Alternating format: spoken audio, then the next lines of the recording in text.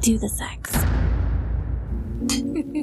Today's locker room talk topic is how to increase women's libido. That's right. We're going to be talking about how women can get their fuck on this year. And I have some real advice coming your way because my guest today is certified sexual health clinician and founder and CEO of Innovative Wellness Inc. and Pure Vitality Inc., Dr. Rachel Cabreira. And I am going to let her tell you a little bit about who she is and what she does now. Hi, everyone. Hi, Annette. Thank you for having me today. Super excited. I am the founder and CEO of Innovative Wellness and my intimate product line, Fulfilling. I've been in practice for about 23 years, taking care of women across their lifespan. I specialize in urogynecology, pelvic and sexual medicine, hormone health. What does that mean? We're taking care of women in all aspects and really trying to improve their quality of life in so many ways. I really developed my practice and have really dedicated my career to really trying to fill the gaps and the unmet needs of midlife women and men. I take care of men as well. And I know today we're talking about sexual health and getting their fuck on. I love that because I have patients that come in and women just explain to me what's happening, explain to me where we're going to go with this. And, you know, we kind of find that fit that really helps them thrive with moving into what they need to move into. So listeners, please pay attention to what she just said. This podcast is going to be for women of all ages. We're going to be talking about the journey across a lifetime. In the past, we've talked about libido and really kind of focused in on menopausal women. But Dr. Cabreira and I are going to be really focusing on the sex drive journey across a woman's life. Also, she works with men.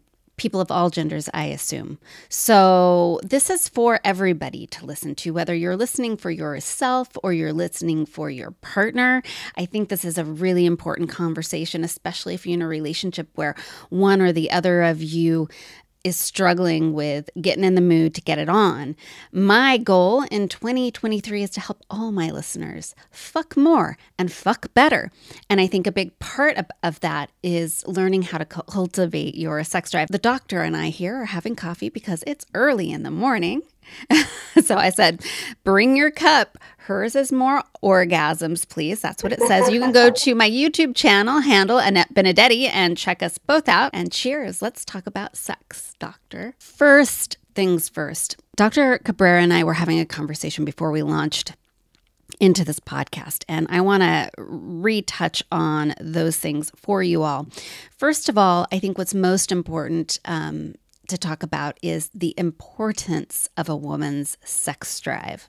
I was telling the doctor, and I've told you before, people are always asking me, Annette, why does everything have to be about sex? Why is it sex, sex, sex?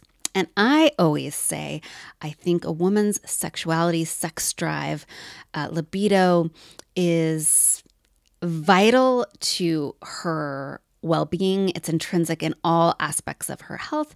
And the doctor agrees with me. So I'm going to let someone who has, more education on this and a medical background have this conversation here.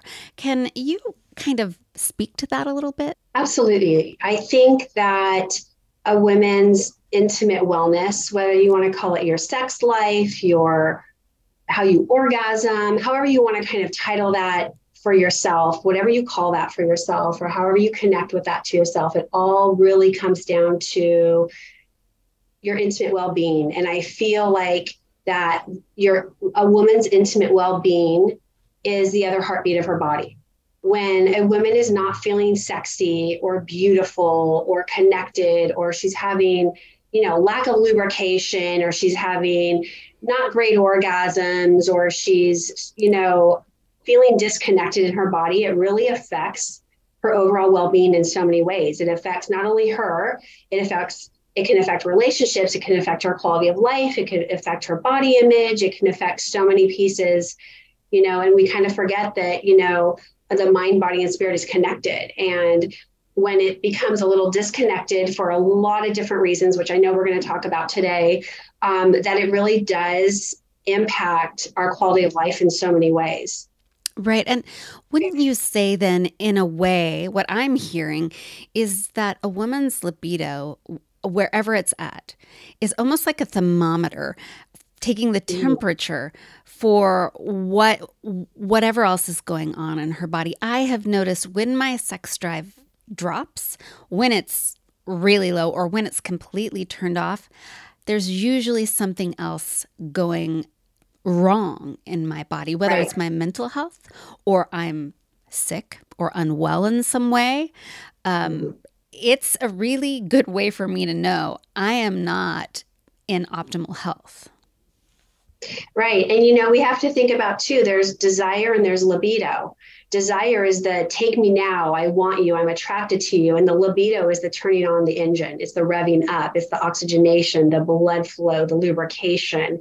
So, you can have the situation where it can go either way. You can be like, okay, we're going to, I'm so attracted to you. Let's get in bed right now and do this. But then if the libido is not turning on or the lubrication isn't there and it's going to be uncomfortable, it doesn't provide a good experience. Right. Or you're like, take me now, I'm ready to go. And, the lubrication is there, but you've maybe had a history of maybe there's been discomfort or maybe there's something going on. It again, doesn't make the relationship or the experience good. Or you could just have the lubrication, but you don't have the desire. Right. You're like, okay, I'm all revved up and ready to go and I can do this, but maybe there's something going on with the relationship, or maybe you are really tired, or maybe women have a lot of things going on. And for a woman to be turned on, her mind has to be there. Where a man, he's ready to go. It's like the mind comes later. So one of the things I also want to do throughout this conversation is to dispel the prevalent myth that women don't want to have sex, that women don't have sex drive, or that we have less of a sex drive. And then we can dive into if your libido is not igniting when you need it to, here are some ways you can quickly start working to rev it up and then take it to the next level if you want to. First of all, would you say that's true, that women do have as much of a sex drive as men? Or do you, as a doctor, think there is a big difference? I think that there's this myth, men walk around with hard-ons all day long and women hide it all day long. Right. And I can tell you by just the women I see in my practice on a daily basis, they come in, they want to be sexual. They want to feel their sexuality. They want to feel orgasms. They want to feel pleasure. They enjoy it. I have so many women that come in and they go, I truly enjoy sex. I want to have sex all the time. I want to be involved. I want to be chasing. I want to be the one chasing my husband or my partner around the house and not him chasing me.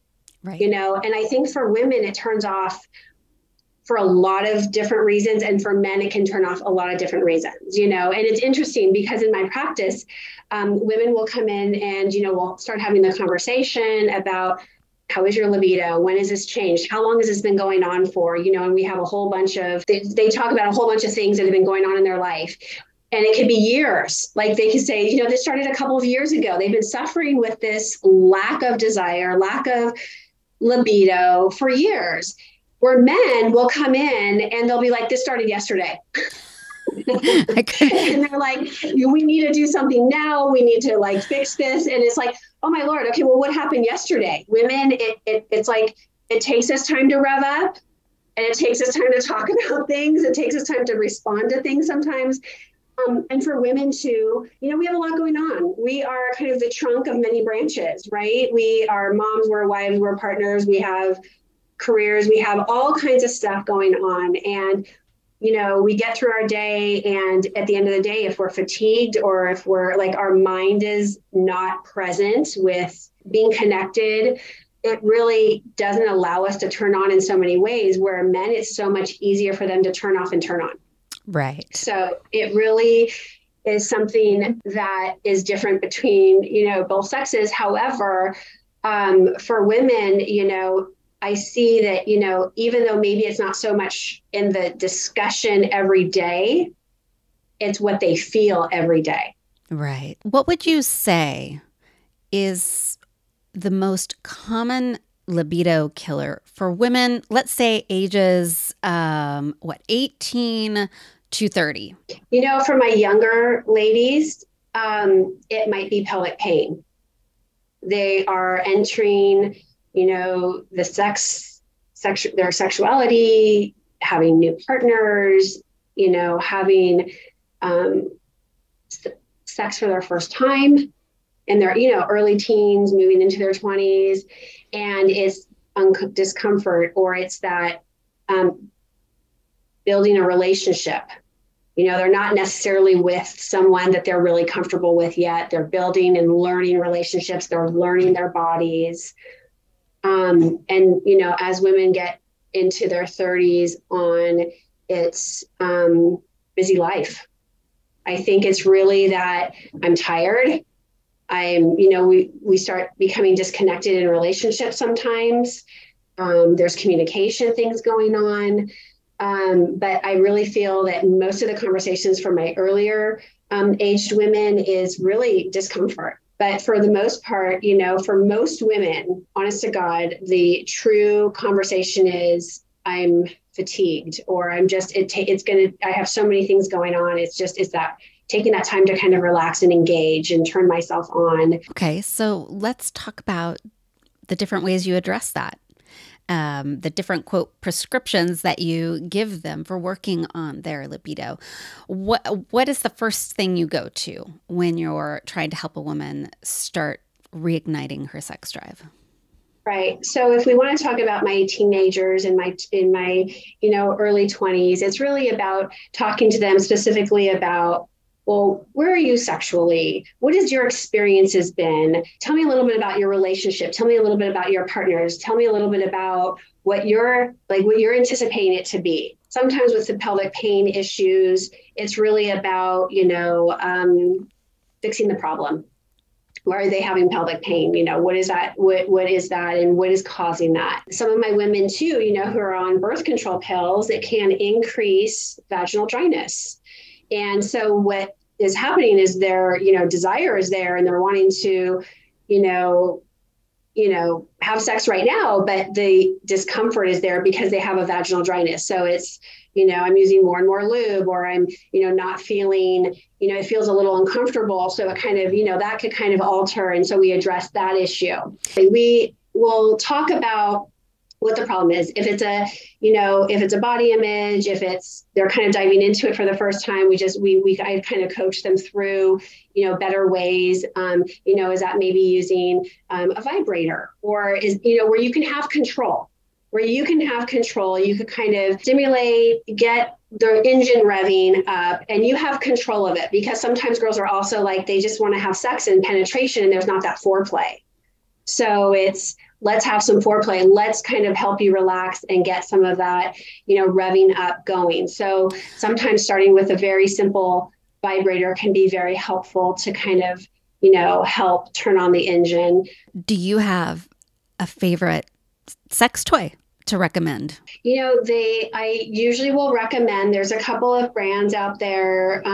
One that I like to recommend to a lot of women is called this, I think I might say it wrong, but it's a Swacom vibrator, and it's very soft. It's very flexible. It has a clitoral stimulator as well as, the internal portion that goes into the vagina, but it's very flexible. So don't use anything that's hard, stiff, that's going to, put uncomfortable penetration in any way. Use something that's more flexible so you have control of kind of how it feels good, Right. And I think that is really helpful for women, because they'll come back and say, Rachel, that really worked. And it helped me overcome some of my worries, my fears of it being uncomfortable, or just kind of exploring my body, right? Learning how to explore the body better and explore my intimate parts, my clitoris, my vulva, and my vagina, and kind of understanding where things feel good and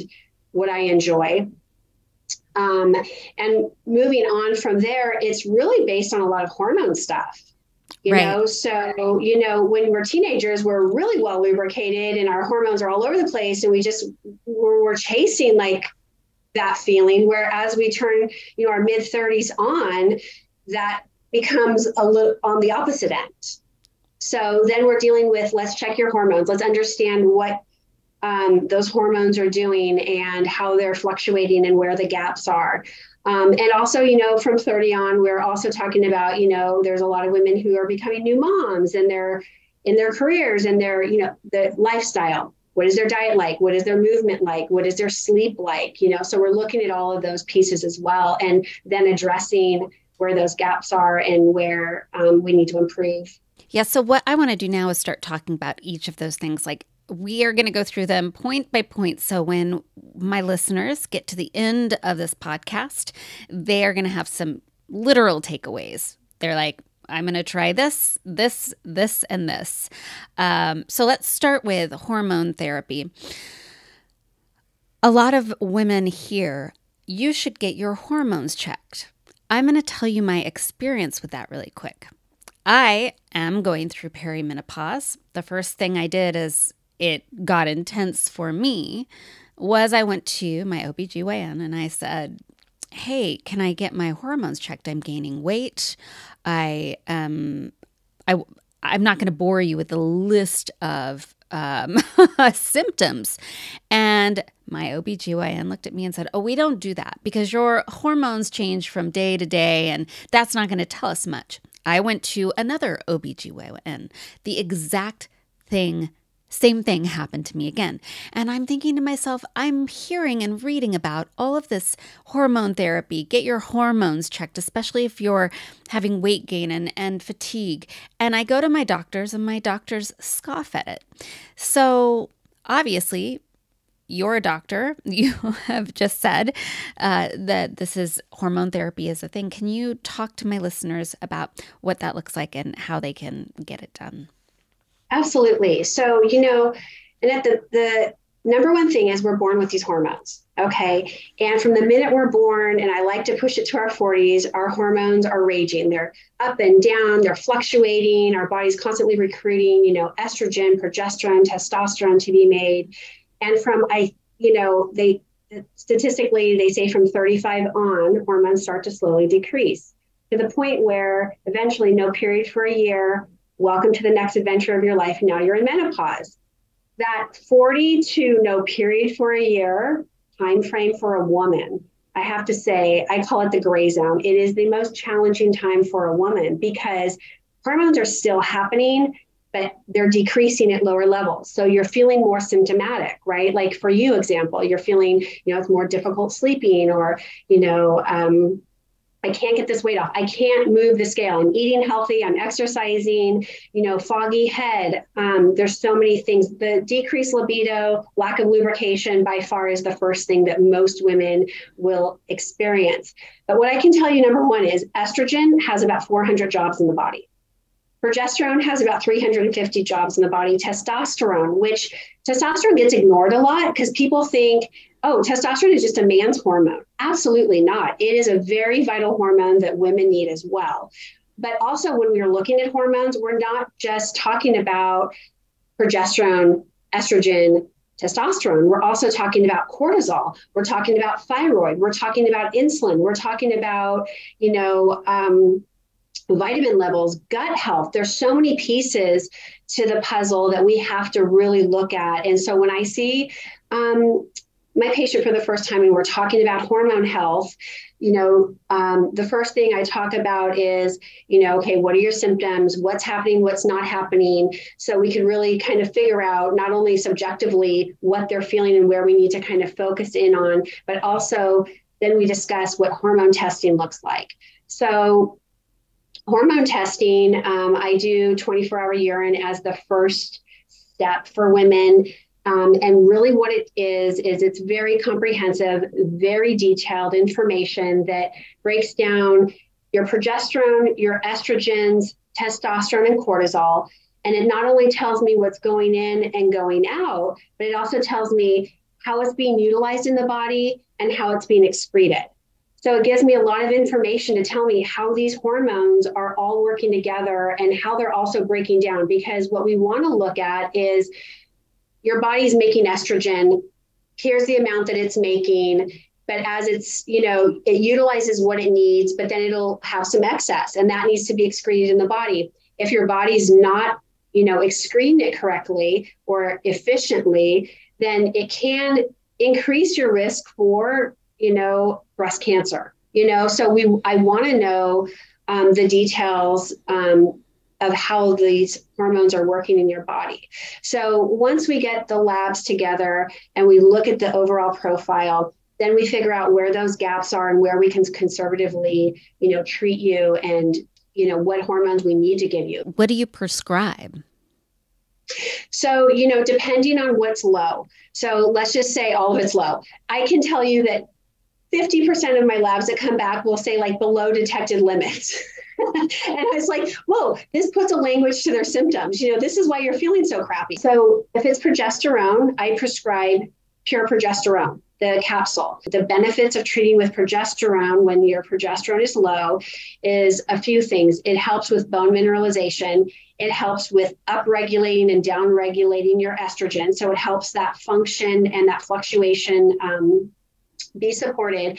And one of progesterone's important jobs too is to actually help the function of REM sleep. So when menopausal or perimenopausal women are saying, God, I'm not sleeping well, like maybe I fall asleep and then I'm waking up, or I wake up and I have that chitty chatty brain and I can't really go back to sleep, is because of that function not happening correctly. Estrogen, I only use transdermal, meaning that whether it's a patch or a cream on the skin, and or vaginal estrogen for sure. And vaginal estrogen, extremely topical. It is to treat vaginal dryness. Treating vaginal dryness and putting estrogen in the vagina does not treat your system. And testosterone, women sometimes, it's just a breath that women actually need. Men need much larger quantities. That is their level or their hormone that really, is the big driver in their body. For women, we need testosterone, but not in those types of quantities. But testosterone has everything to do with metabolism, with libido, with bone strength, with brain health. There's a lot of studies that have shown, once a woman starts to go into menopause, she now is more at risk for osteoporosis, dementia, and cardiovascular disease because those hormones aren't there to support. But it takes the team. I call estrogen, progesterone, testosterone like the Charlie's Angels. Right. They all have a place. They are a team, and like one doesn't work great without the other being balanced. This is something that women can have checked at any point in their life. It can affect them at any point in their life. So I want to make that clear. Outside of going to the doctor, what can we do at home? I wanted to talk to you a little bit about food. I know from the research I've done that because I want to look at this problem as a holistic issue. Let's talk about some things you can do with your diet to increase your libido and hopefully your desire. Do you have suggestions? I always go back to the conversation with nutrition is eating a plate full of colorful foods. Eating a plate full of vegetables and fruits and proteins and just healthy, fortified foods that are, going to help our body thrive, that are going to help our body keep healthy. When we eat foods that are high in fats or that are, have lots of preservatives and fillers and things like that, they're going to bog our body down. They're going to bog our metabolism down. They're going to bog our brain function down, right? So we want to eat fortified, healthy foods. And along with eating healthy is what your movement is, right? So I tell women, use your food as a tool, movement is medicine, right? Because if you're eating healthy and you're exercising, you're getting oxygenation, you're getting blood flow, you are fortifying your body with all of these healthy elements to really strengthen your body's function, you're going to have better sex, you're going to have better orgasms, you're going to have better health, a better sleep. So blood flow and oxygen is a theme I've noticed in the interviews I've done over time. Yes. And I think that it's often, this is something we speak to when we speak to men's erections. Well, they need the blood flow to get their dicks up. I mean, I think that's how we are taught because generally speaking, the conversation around libido has traditionally been around men and their penises and their ability to get their cocks up. But it is the same for women and their clitorises and their vaginas. You need that blood flow, you know, in your vulva, in your vagina, in your clitoris in order to get excited. And as I understand it, correct me if I'm wrong, a lot of the reason behind a decreased desire and libido is a decreased blood flow to that area. Absolutely. You know, oxygenation, blood flow, it is like such this conversation all the time. And it's like, do you get good oxygen to your penis or do you get good oxygen to your clitoris? It's like, well, how the heck do I do that? You know, stress. Okay, stress turns on the fight or flight. What happens when the fight or flight goes on? Everything constricts, right? So our daily lives filled with whatever life is happening, stress is the number one killer, right? So stress, lack of sleep, eating habits that aren't good, you know, you're not exercising, you're not getting those endorphins. You know, when a guy comes in and says, you know, I'm having issues with erectile function, you know, the first question and the first thing I'm looking at is like, well, what is your cardiovascular system and health like, you know, and that drives from stress, eating, sleep, you know, all of those pieces. Do they have cardiovascular disease? What medications are they taking, right? Blood flow and oxygenation is the key to revving up, to getting lubrication going, to strength and, you know, that intense sensation of orgasm, you know, for men and women. And, you know, there are a lot of things clinically that we can do to really help optimize that as well. So what are some of the things? Let's say someone is starting to work out and stuff like that, but they want extra help with increasing that blood flow. What are some things you can do for them? Absolutely. So when we're looking at oxygenation and blood flow, of course, the conversations we've had of course, we're going to be asking the questions, hormone, sleep, diet, you know, movement, all of those pieces, number one. It's then, okay, well, what can we do to rev you up sometimes? You know, sometimes we just need to do something to kind of get them over the hump a little bit to get back on track. There are there's some medications. There are two treatments that I offer in my office. The first treatment that I absolutely love, I started using a few years ago, is the Cliovana. It is a ultrasonic wave therapy treatment that is an amazing treatment that works with your body's natural process to really enhance arousal at the cellular level. What that means is that we're working on all of the nerves and the arterial health of the structure to really help optimize regenerating and restoring function. So it's an amazing treatment. It's very easy. There's no discomfort. It's 4 treatments that you come in 2 weeks in a row for. So 2 treatments a week for 2 weeks. And it's really an ultrasonic wave therapy where we do externally, we apply like a cupping step that goes over the clitoral body. So for women, we use it for men and women. So for women, we use a 3-step part where we put a little cup over the clitoral that it actually helps. It's almost like a heartbeat on your clitoris. Okay. Right. And it actually helps. What it's doing is it's recruiting growth factors to come to the area to restore function. We use a cupping procedure. We use a microablating procedure where it almost like taps like the vulvar area just to create like a stimulation to the body, like, oh, something's going on in this specific area. We need to go to the party. Okay. Mm-hmm. And then there's like, I almost call it like a vibrating type of procedure at the end that actually helps relax and open up the channels to let everything restore and it sounds like a sex toy. It sounds like you're going to have. You can imagine the things that women have told me when they're using this treatment, but I can tell you, women love it because they'll come in for 15 minutes on a lunch break and they're like, I've done my Cliovana treatment. I'm doing something amazing for myself. I feel good. You know, it's increasing lubrication. It's increasing the strength and sensitivity of orgasm. And it really just helps them get over the hump and gets them having better orgasms. So 4 treatments and then they're done, or do they have to keep coming back for it? You know, it's 4 treatments and then, you know, it takes about 3 months to optimize. In that time, they're going to start feeling better, but it really takes 3 months to optimize because growth factors take time to regenerate. Okay. In the midst of it, we're talking about intimate skincare. We're talking about, taking care of your skin. It's the most sensitive skin of the body. And it is, something that needs care, just like our skin on our face. We need to take care of our intimate skin.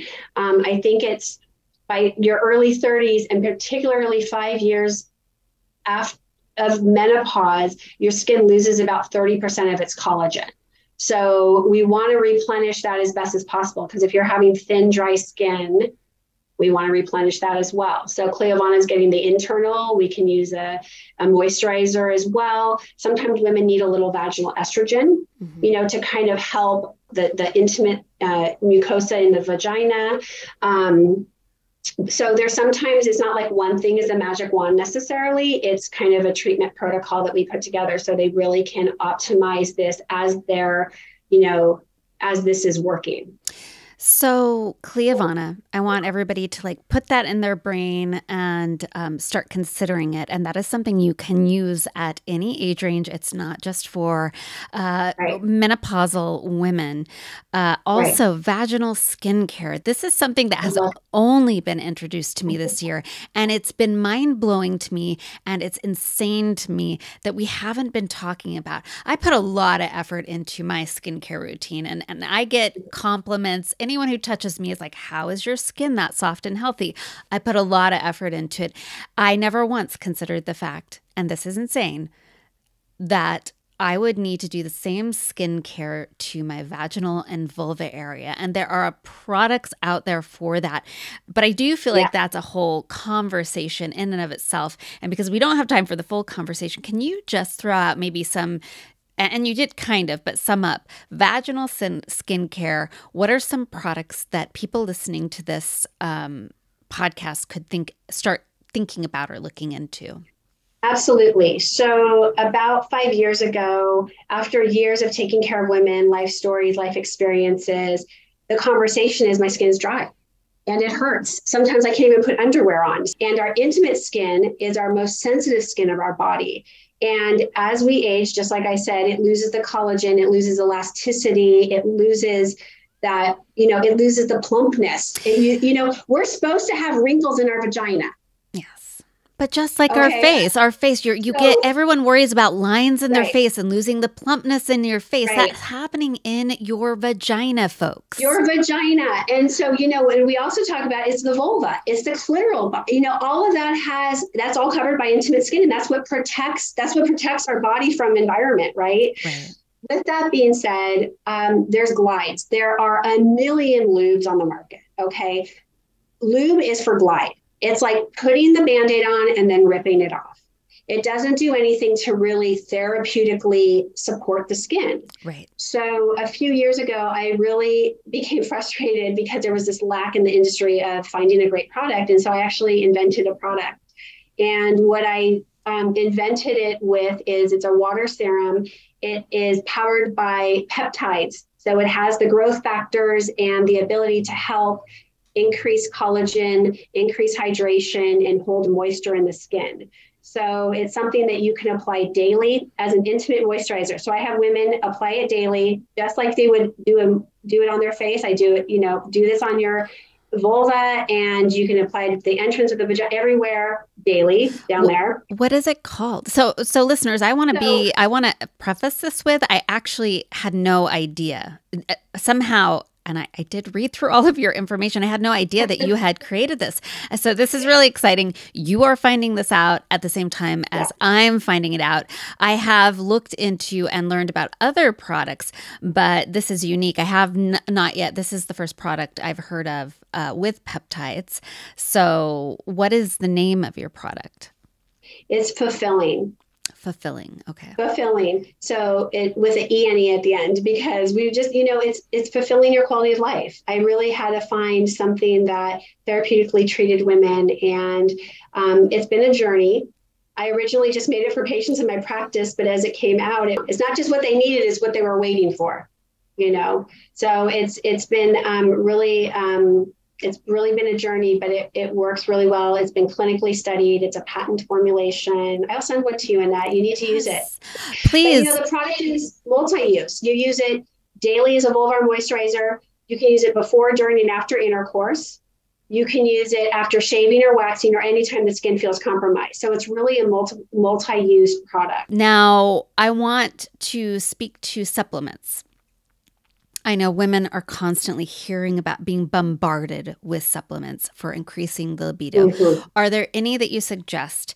And can you just give my listeners some takeaways if there's something that they can look into for themselves?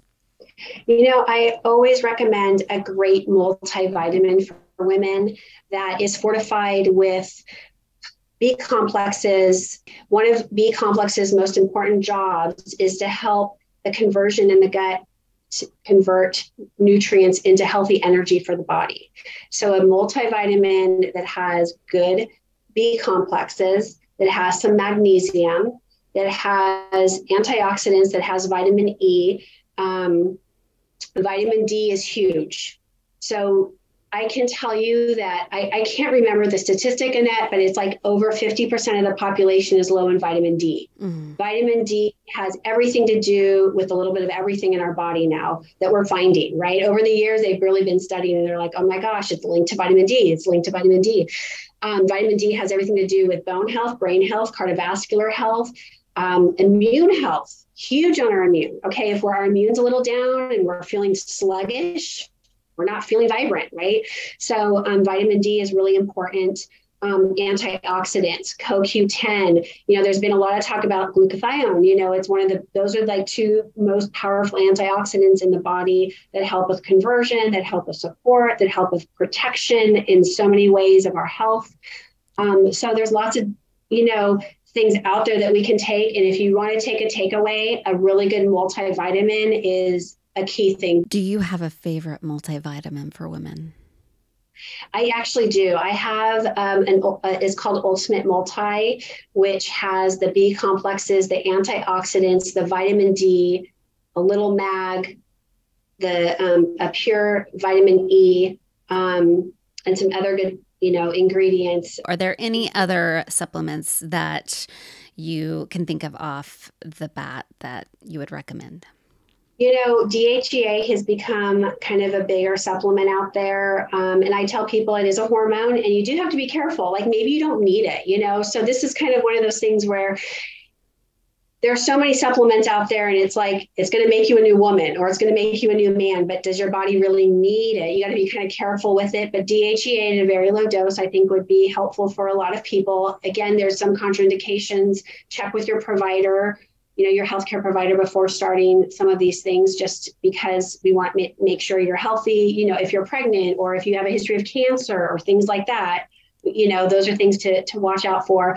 But DHEA has become, a really great supplement that works really well. It helps support estrogen, testosterone, progesterone. It helps energy. It helps libido. It helps metabolism. So it's not the magic wand supplement, but it definitely helps. And one that I keep hearing about, and I attempted to take and could not keep it down, oddly enough, and I'd like to hear your thoughts on, is Maka Root. I mean, it is one that is coming up everywhere and being suggested. I think I even had a doctor, one of my OBGYNs, kind of just throw it out there. Thoughts on that? Maka Root is, it's been around, for probably 300 years. Yeah. It's been around forever. And it's something that, you can try, you can add. It's supposed to help with vitality. It's supposed to help with energy. It's supposed to help with libido a little bit. It's supposed to help with brain health, cardiovascular health. But it's something, again, in moderation. Before we go, I want to get your opinion on my 365 days of orgasms journey I did last year. On the 1st of January last year, I made a resolution to have an orgasm every day for the entire year. I managed to do that. And it has made me more orgasmic. I went from taking 45 minutes to orgasm to, I can knock one out in a good 5 or 10 minute session. I found my G spot. My G spot is awake. It's never been awake in my whole life. I found my A spot. P spot. Like basically, it ignited my whole vagina, my pussy, my vulva. It's almost like it's awake in a way that it literally has never been throughout my whole life. Now, I believe that some of the reason why I didn't have as much sensation had to do from trauma in my younger years and stuff like that.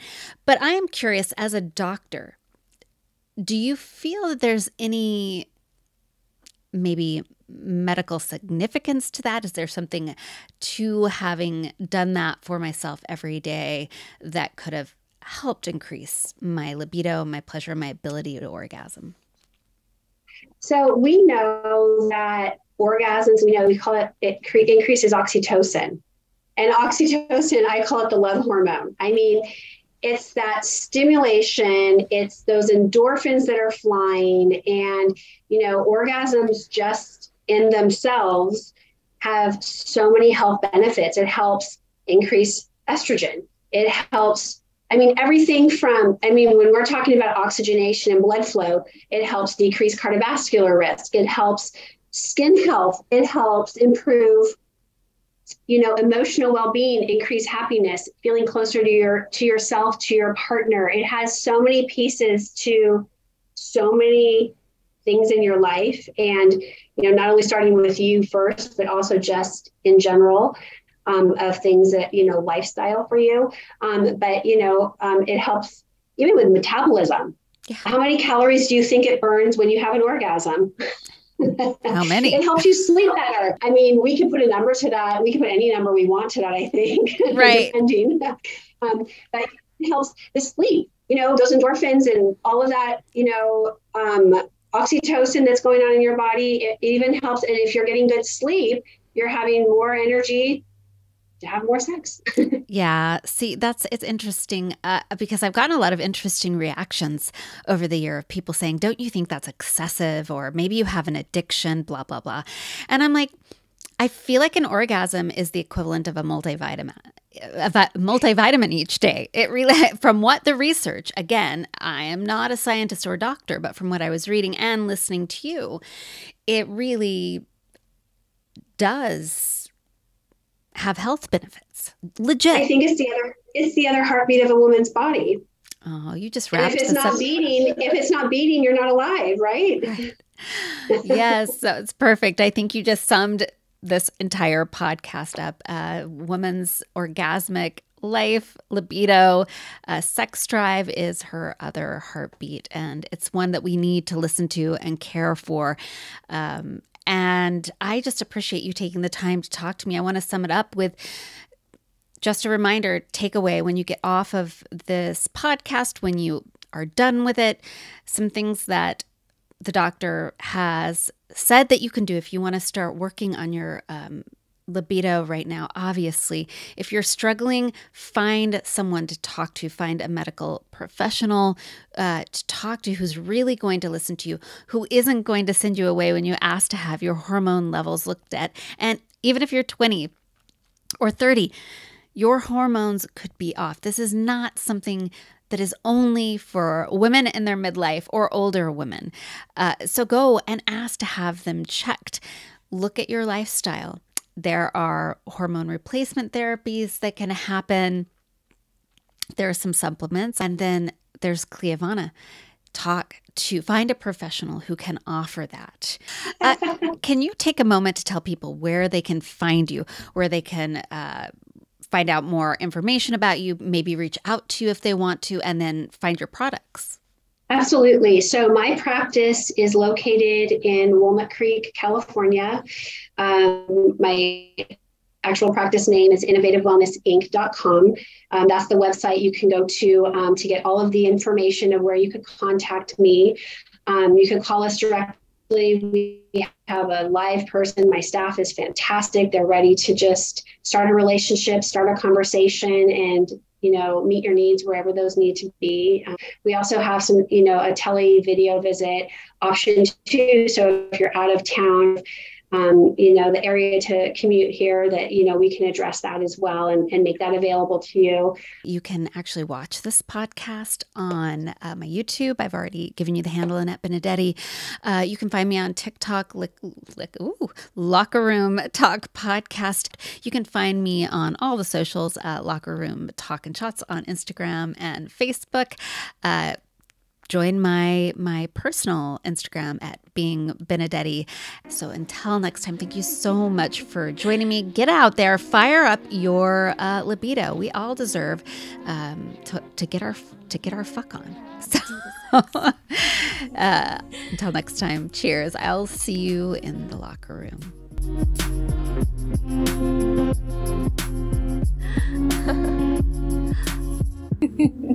Ring loop.